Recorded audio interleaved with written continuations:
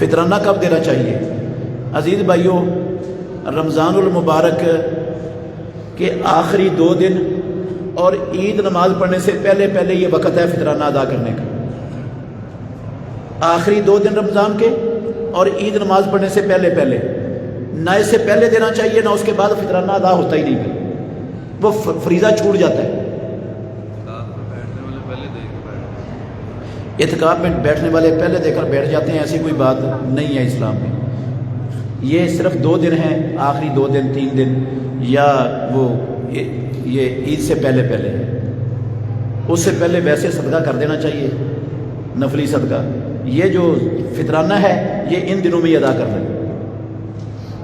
فطرانے میں پیسے دینے چاہیے، غلہ دینا چاہیے، فطرانے کا پیسے نہیں، سنت غلہ دینا ہے۔